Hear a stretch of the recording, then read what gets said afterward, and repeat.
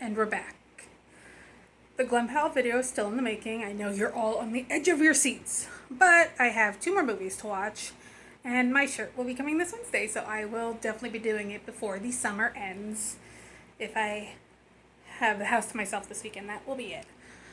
Anywho, but in the meantime, I figure, since I'm being super extra and using this channel to show my extraness, aka the projects I give myself, I'd invite you to a continuous little experiments.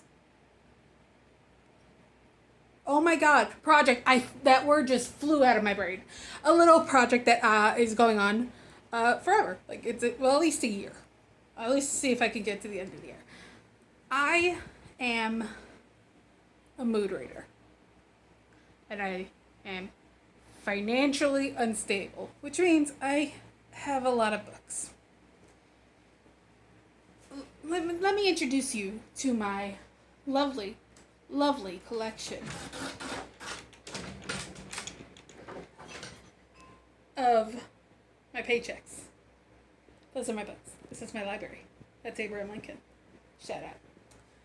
Now, with being a mood reader and owning a lot of things, I often have to choose what I'm reading next, and I don't like choice. Well, no, I'm pro-choice. But I don't like making choices, especially because I do buy so many books. I always feel like, oh, I want to read the new books, but then I feel bad because I really wanted to read the books I bought 2 months ago. So I have decided I'm no longer making that choice. The gods that be, the librarians that be, will be making that choice for me. Whiskey, shout out you. That's what you're doing to me. So, what I did at the beginning of this year was I used a little Christmas gift that someone got me. It's a bucket list box. Now, personally, I do not believe in a bucket list. I think you should be happy with what you have done and not regret what you may not do. It's just a weird concept and I'm not into it. But I did get this box from a coworker. And since a TBR is kind of like a bucket list, I would like to read all these books before I die.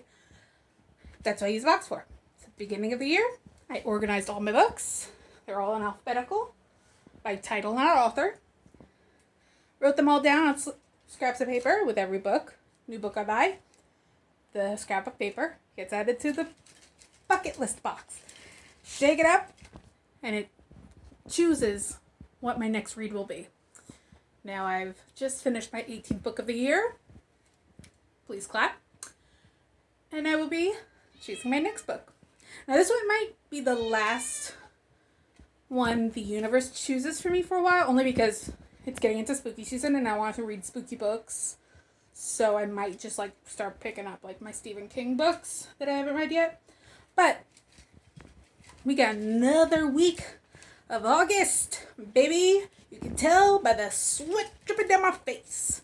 So I'm going to sit in my uncle's lovely director chair that has been in my life forever. And let's see what we will be reading next.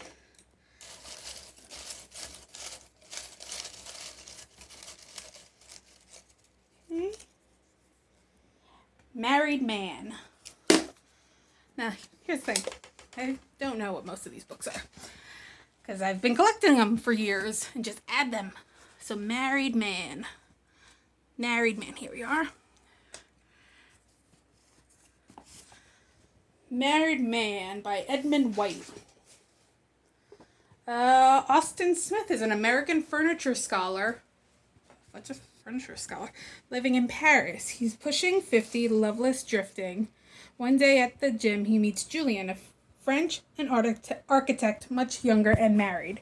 Against every expectation, this chancing acquaintance matures into a relationship of uncommon intensity. Oh my god, I'm so sweaty. So sorry. That's gross. Good lighting, though. You see the little suntan I got? In the beginning, the lovers' only impediments are the easily surmountable and comic clashes of culture, age, and temperament. Before long, however, the past begins to catch up with them. With increasing desperation. Sorry, whiskey. With increasing desperation and a quest to save health and happiness, they move from the shuttered squares of Venice to the sun-drenched Key West, to Montreal in the snow and Providence in the rain. But it is amid the bleak, baking sands of the Sahara that their love is pushed to the ultimate crisis. Haunting and poignantly rendered, Married Man carries the reader along with its protagonist into uncharted emotional territory, showing Edmund White at the height of his powers. So this is my new book. This is my next book. I feel like I got this from a little library, which means I stole it. But I give back to little libraries. Beginning of the year when I went through them all, I ended up giving away 28 books. Good for me. Okay, anyway, so, yeah. Married Man, Edmund White. This will be my 19th book of the year. See how it goes. Bye.